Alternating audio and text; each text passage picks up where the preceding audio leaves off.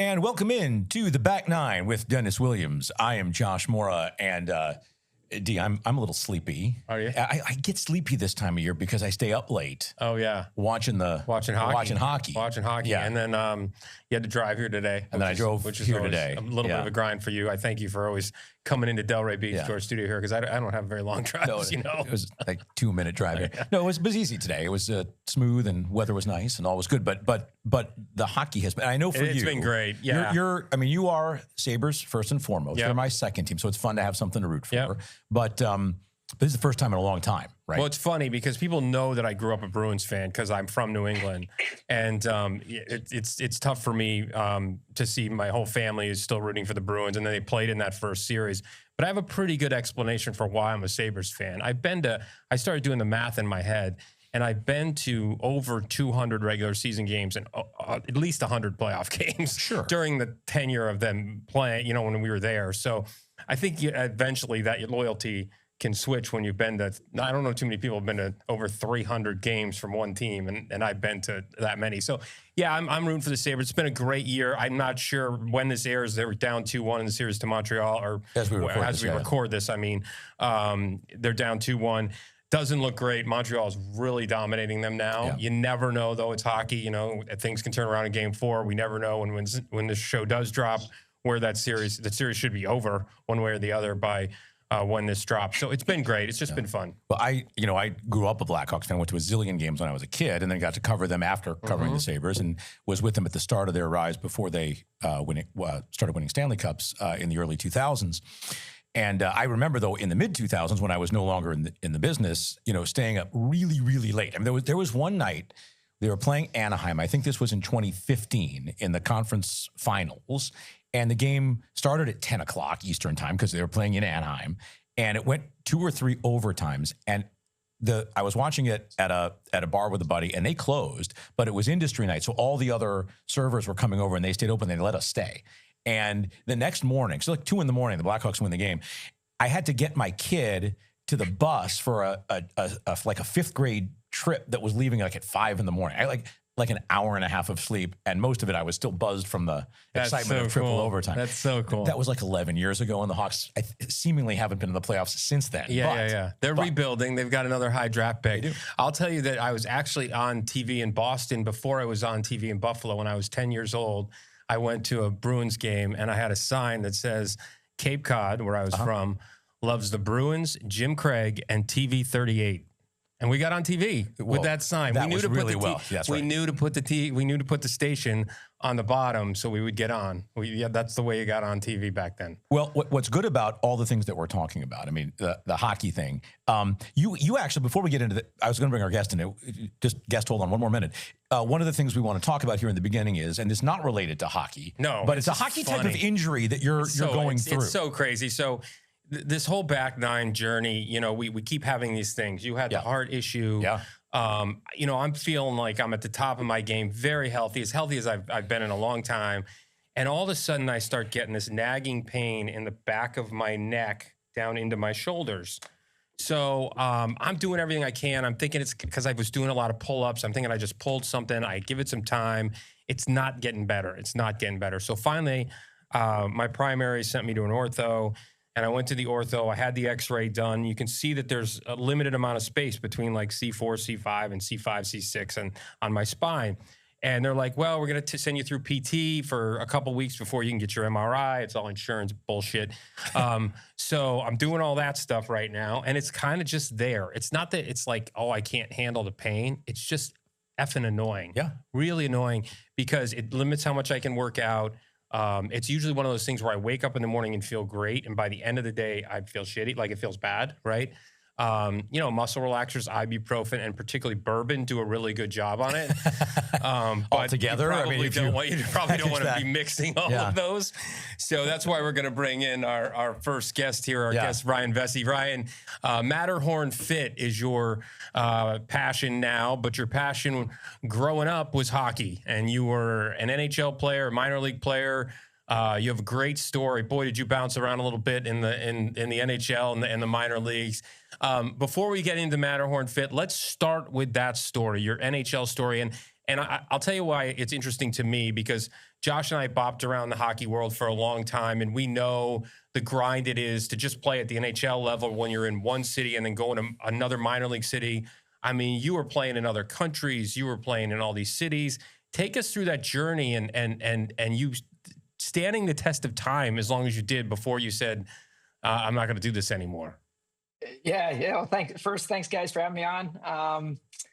The test of time really comes from just like a love of the game, and just I really loved and enjoyed playing hockey, and had a dream when I was a little kid to make the NHL, and worked extremely hard and was extremely focused on getting to that point. And then as you get into your career, it's also a job, right? So you have to try to maximize your earnings.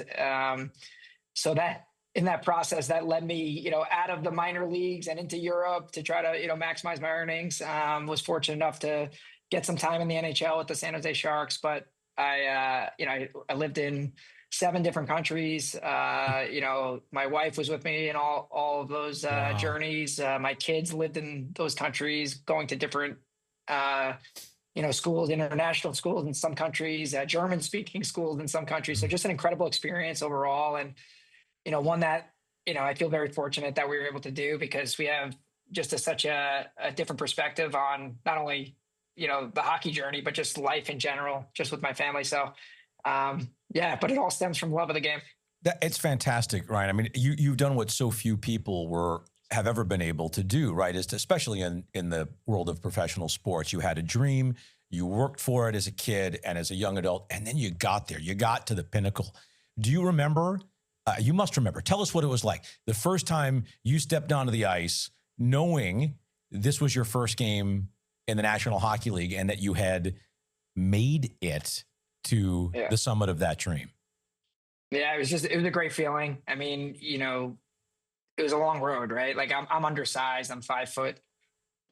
They call it 8 in the program, probably less than that, 165 pounds, and, not your typical NHL player. So it took me a while to continue to prove myself and have statistics over time until finally, it felt like there was no one else to call up, right? At the point in time when I did get called up, they had a lot of injuries, and they were probably looking at the depth chart, and they finally gave me an opportunity. And it was pretty cool because that first game was in the Igloo in Pittsburgh. Sure. That's cool. Remember that game? I think it was the last year they were in the Igloo. And so the NHL gives you a game sheet.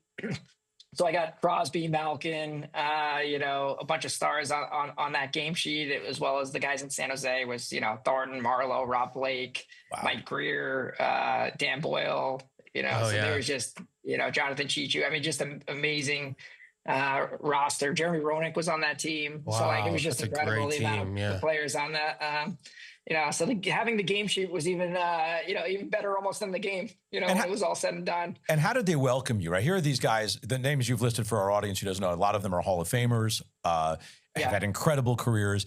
You're the kid coming up for that first game. How did they welcome you?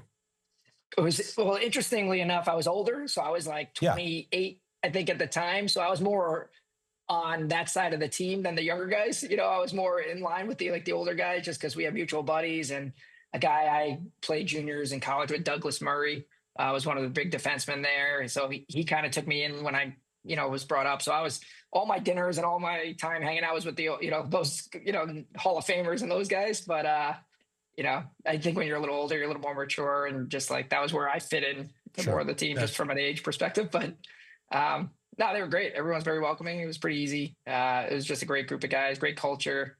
Doug Wilson, was the GM at the time, and just instilled a great culture. And they had some good teams. Really special experience. They had some really, really good teams. I can remember in 96, when I was 96, 97 season, when I was traveling, one of my classic stories is, and this was before your time, was seeing Al Iafrate smoking a cigarette while he was getting his stick ready, right in the tunnel, like that, back in the old school guys in San Jose. We were in San Jose, and I go down the tunnel and go, is he smoking a cigarette? He's literally smoking a cigarette and working on his stick right in the tunnel there. Anyway, well, let's get on to Matterhorn Fit, because talk about the genesis of that, where it came from, why you decided to do it. I know you were a lot of it is you were nursing a lot of injuries over your career, and saw a lot of other guys nursing injuries, and kind of wanted a new way to get people back in shape, back on the ice, back into the game. It was really organic.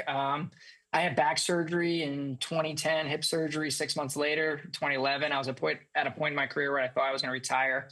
And really out of desperation, my strength coach and we started combining all these elite neurological techniques from these different practitioners that I work with in multiple countries into one fully integrated process with his strength and conditioning style.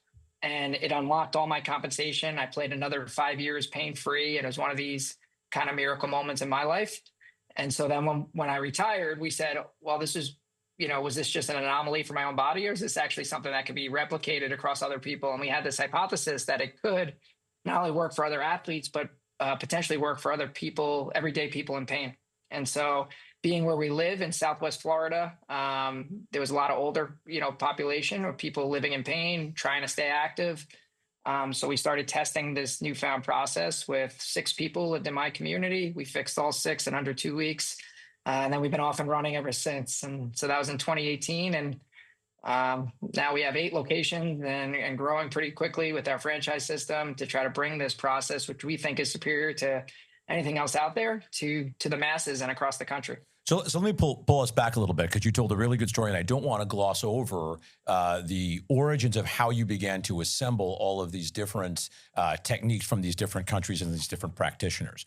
So when you were going through your injuries, the hip, the back, et cetera, where did you encounter frustrations? Where were certain aspects of different doctors from different countries limited that led you to say, I think I can do more here? Take us through that part of the process, please. Yeah, over just as a function of being a pro and playing in these different countries, we always had access to the best of the best, healthcare professionals. That was just an opportunity we had just by being a pro athlete. And so always the best people looked at pain, injury, and movement dysfunction from a neurological level. And it was different than the traditional forms that I was, used to going to. And I always got the best results with those type of people. And they were always seen as outside the norm. Right. They were the, quote unquote, at the time coming up in the early 2000s, a little the quacky, right, outside the, and this is, the medical director for the Croatian Olympic team, the medical director for the Swiss Olympic team. These are high level people that eventually got the notoriety and respect. But at the time they weren't. They were seen as like someone where athletes would find to go to because they couldn't get fixed anywhere else. And so just by my injuries at the time, it seemed unfortunate, but it was fortunate just looking in hindsight at kind of where we are today that I was able to have access to those people. And so taking that thought process and what they were doing, we started combining some of their techniques into one fully integrative process. All of them were separate and they had different techniques on how to try to get the same results. And what I did just out of desperation to extend my own career, started combining them in a way with my strength and conditioning coach to put it all together. And like I said, at the time we didn't know it would work, but here we are today. Well, part of the reason I mentioned sort of that neck issue that I have right now was I thought maybe you could take us through, if I came in to see you, because I haven't been there yet, if I came to your Fort Lauderdale location, what would that process look like? What would you do with me to start, and where could we potentially get to? Yeah, you're screwed. We've known that about him for a long time, right? Well, for a lot of reasons, we're talking about my physical stuff. You don't have to get into the other stuff. So, anyone who comes to a Matterhorn Fit, whether they're coming for pain relief or performance, we start them with our initial evaluation. Okay. So we have clients that just come with us because we have really high-end, high-performance training. And we have people who come to us because they're looking to get out of pain and then get to a goal, whatever that may be. So each of those parties, for you, for example, we started with initial evaluation. We identify exactly where the brain and body is not communicating. When we do that in that initial evaluation, if we find there's areas that's not communicating with your brain, therefore they're not absorbing force when you move, and that force is ending up going somewhere else, we'll take you through a treatment right there in that visit. And then we start everyone with only 6 sessions over a 2-week period. And through those 6 sessions, we remove that neurological compensation. We start building back function and strength, and in your case, potentially space where you need it in your spine by having the right muscles do their job and relax when they're supposed to and not contract when they're supposed to, so that you're not getting more compression in different areas. And then once we clear that compensation, we build a personalized movement plan to prevent it from coming back. And so each step of the process, we take it, there's checks and balances. This isn't like traditional PT where you go for, we're going to sign you up for 16 sessions and let's hope at the end of 16 sessions, something happens. We're out of pocket, we're cash pay. So we have a responsibility to the clients that we get results. And so we're totally aligned, and we're on the hook for, figuring out if we can fix it, getting results over a 2-week period, and then building those long-term results and performance over time. And that's how we operate. And that's kind of the standard in which we hold our therapists and our staff to make sure that everyone's giving that really high quality of care. With your clients, Ryan, what kind of people are coming in? I mean, you mentioned that you have some seniors who are coming in, but Yeah. Is the balance seniors who have had issues that have gone back, 20, 40, 50 years, whether they were in accidents or just the way they walk or from contact sports? Is it guys like us who are in our 50s trying to compete like we're still in our 30s? Where are you? Yeah. How are they finding their way to you? Yeah. So a lot of people find us after they tried other methods. So our age range, we go from 12 years old to 93 is our oldest client. So we're seeing the whole gamut, people who are athletic and want to get to a high level sport, people who are in pain and they're just trying to play golf and, resume, activities, an active lifestyle. And then we also have people who are just in pain and they're trying to see if they can find a solution to get them out of pain. So we're seeing the full gamut, which is, I think, why we've been successful as well, because we've been able to create an atmosphere that is athletically based. We make people feel like athletes. We have a tagline: "We are all athletes." Everyone who comes in the building, and so a lot of the older people, they get that feeling again, right, where they're doing certain movements where they feel young and their body's feeling better and they're able to do the things they love to do. So it's a little bit of all above, and I think that's what's made our franchise system successful thus far, is because the market is big. And it's not traditional. High performance training is, 12 through 18. We're seeing just a very large variety of people and being able to have an impact with them. So it's been helpful just in terms of the results from the financial standpoint for each of the franchise owners, but also the amount of impact we can have in the community for the different, type of people we see. I love that.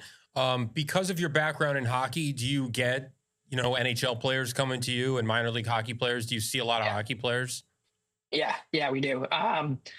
My partner started, he was a strength coach for professional hockey players. That was how, I was working with him. His gym, when we started, he had only pros in there, no civilians, quote unquote. So, so we definitely have a impact in the hockey community, but we're seeing all sports as well.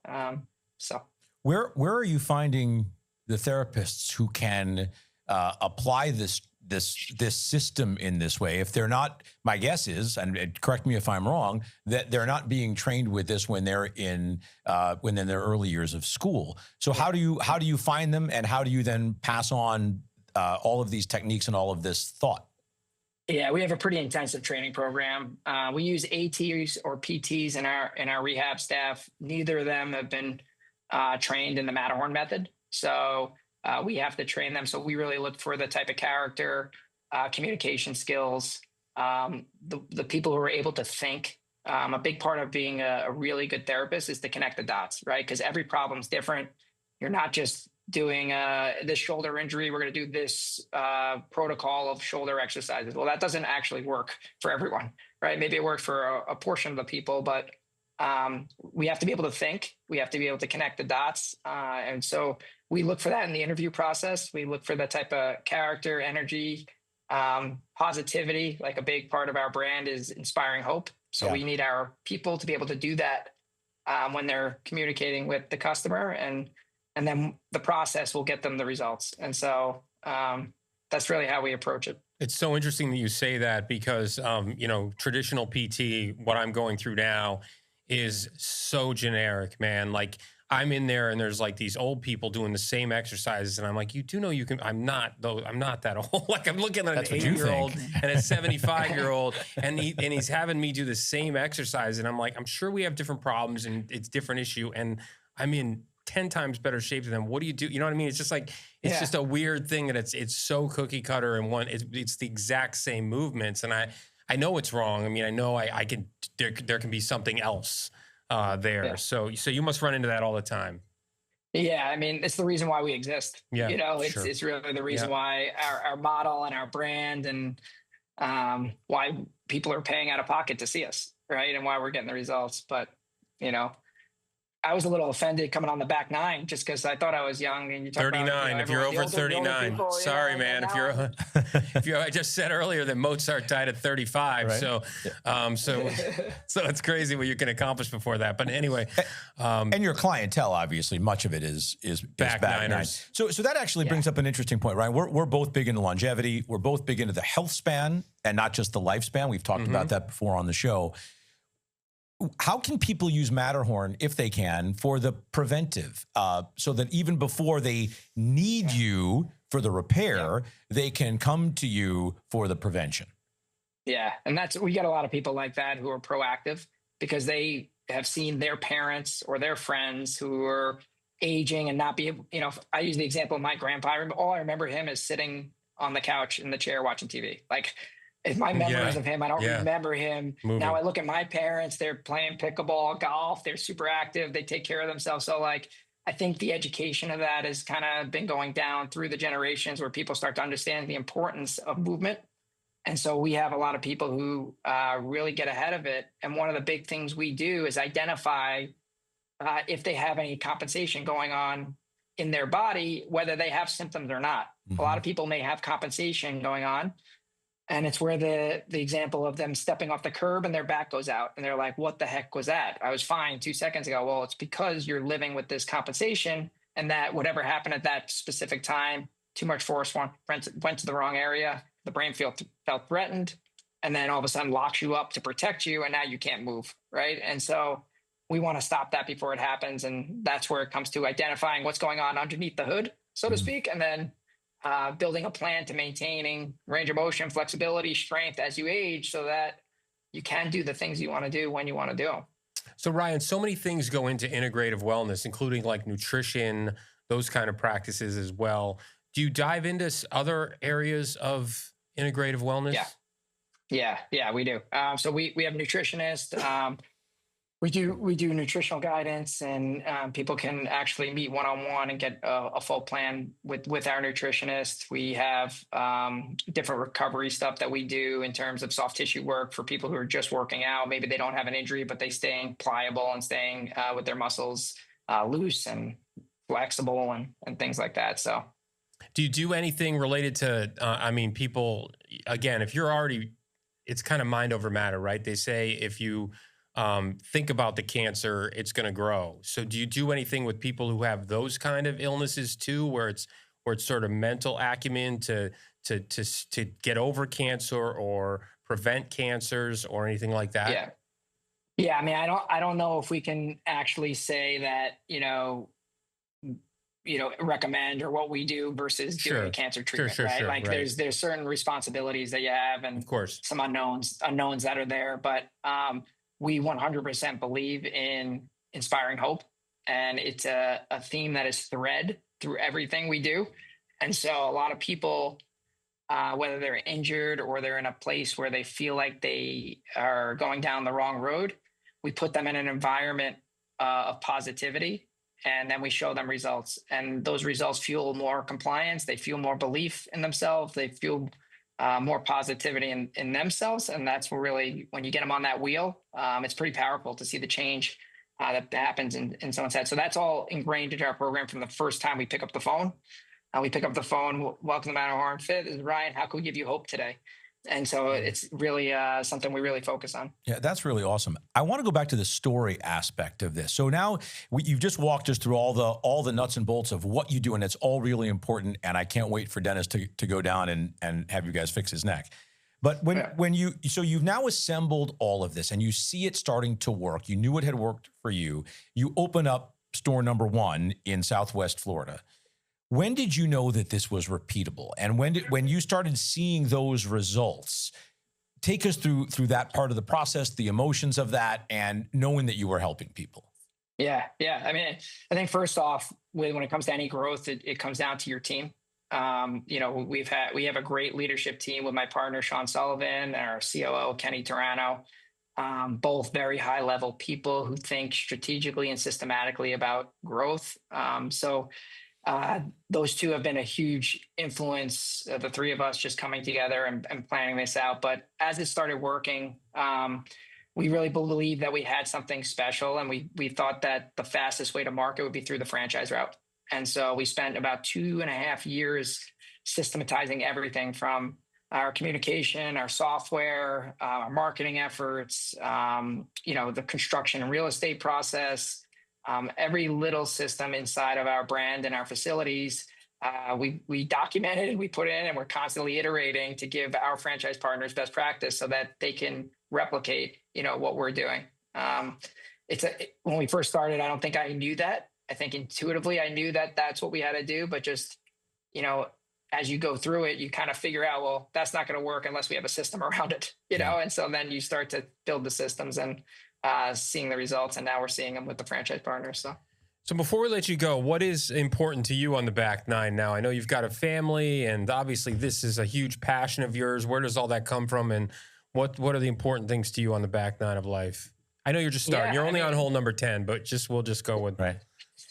Yeah, you want to have the balance, right? And I think that's really important. It's definitely hard. It's definitely a challenge that I'm faced with every day. I have three kids, 15, 13, and soon to be 11, and they are playing sports and they're everywhere. And I coach youth hockey for the 2015 Florida Alliance team, and we're I'm very involved, and I care about these kids, and we're trying to give yourself and your time to everyone. So it's trying to find that balance, but also making sure that you're continuing with the goal of growing the company and scaling the way we want, so that you can have this impact in other communities. So I may not be good at it, but I'm trying to balance, right? Well, and I think that's a constant challenge, I think, for most people in my position. It seems like you're pretty good at it so far. How about personally, beyond growing the business? What is your, if you're staying healthy, right, and helping other people stay healthy, what does success look like to you,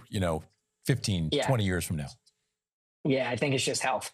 I mean, I think if there's anything, it's health is wealth. And you realize when you lose people, or you have people with hardship and tough times because of their health, that all the money in the world doesn't mean anything unless you have your health. And so that's something that me and my wife, my family, do. Me and my wife are both athletes, so we're actually, we enjoy working out, we enjoy staying healthy, eating healthy. So it comes pretty easily to us, but it's something we're going to continue for sure and try to instill those values into our children.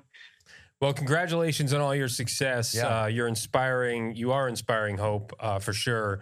And us, and I'm sure our audience and all the people you're touching. And I think it's so cool that your goal is to just touch more people, get into more communities with the Matterhorn Fit, and people can look them up over the next few years and see where you're popping up, because you're definitely going places with this brand. I think it's really, really, really cool. And right now you've got 3 in Southwest Florida, right? 1 in Fort Lauderdale, 1 coming in Sarasota, 1 in South Carolina. Is that right?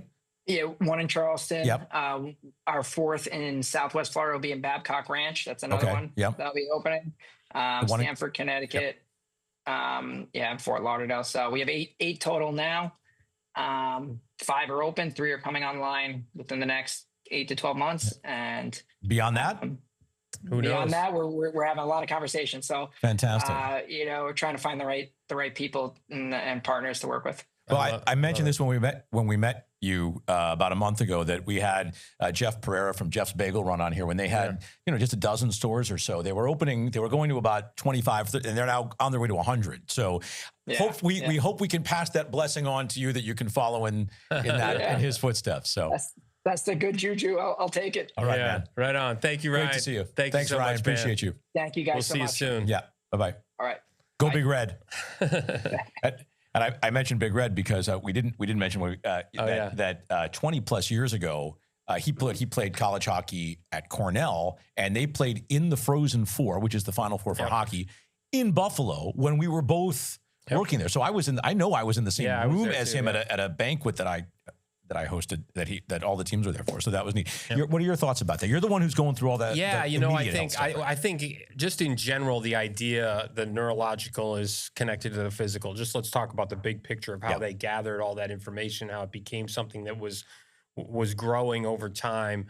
I think it's the perfect fit for people, and I think obviously it works. I'm not sure it works for absolutely every injury, but it all makes sense. It all aligns. And then the reason I wanted to ask him to take it further is because I knew that you can't just work on the mind and the body. It's got to be nutrition, and all of those things have to all come together to live a healthy life. I wanted to focus too on the preventive, right? I mean, what your current injury may have happened anyway, right? But I think anybody, as we cross into the back nine, our bodies don't react the way they used to. And as we've discussed in previous episodes this season about health, the things that we can do preventively may completely eliminate future injuries or illnesses. At the very least, they may minimize those. So it's neat to me that he's not just focused on repair with Matterhorn Fit, but that he's also getting people that are coming in and wanting to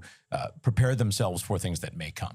Well, yes, because we're all, we're all a victim of age. And this is actually not, I've been told, this is not an injury. This is age issue age issue with my spine. So there are going to be ways to fix it. But it's an age thing. So how can you put that off, right? Right. How can you put that time off, those things that happen to you, a little bit longer? They're going to happen. Age is going to catch up with you, but you want to push that line a little further. Well, especially at the stage of life that we are in, right? We are in our 50s.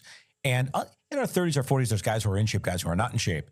But in your 50s, there's a real wide span of how people look, what people can do, and their health. And if you're going to live to past your 70s and into your 80s and 90s and as healthy as you possibly can, you need to start that. The best time to have started that was 20 years ago. The next best time is right now. Right. And I think that's the message I would want to take away from this conversation with Ryan. If you get a chance, just Google Ryan Vesce and look at his, I don't think I've ever seen a lineup like that when he talks about the countries and the teams he played for, the minor leagues. So when he talks about taking this to another level, we know hockey players, right? And we know how hard they have to work and what it goes into being a professional athlete. What it takes to be that kind of journeyman is extraordinarily elite. Yeah. Like, it is the mindset. He's undersized. He played in all those countries, all those times he was in the minor leagues. How many times did he say to himself, there's got to be something else for me to do? And yet he stood the test of time to get in and follow his dream and get in the NHL. It really is an inspiring story. When he says inspiring hope, like, there's no doubt that he's going to get somewhere with this because of his drive and determination. Yeah. Well, he played fewer than 100 games in the National Hockey League, but played professional hockey for 14, 15 years in a bunch of countries. And I'm curious to know how what he has now built, when that starts to get the attention of longtime NHL players and all athletes for that matter, but especially in hockey because he's got those connections. When those things come together, how that's going to help explode and how people who have played at very high levels for a long time and suffered injuries, competitive collision sport injuries will come to him, and seeing those things in practice. I think he's right on the verge of that. So it's neat that we get him at this point in the growth and rise of his company. Yeah, we'll follow his journey for sure. Yeah, we will. For sure. All right. This has been the Back Nine. He was Ryan Vesce. You're still Dennis Williams. I'm still Josh Mora, and you will still be coming back. We'll see you with another great guest next week on the Back Nine.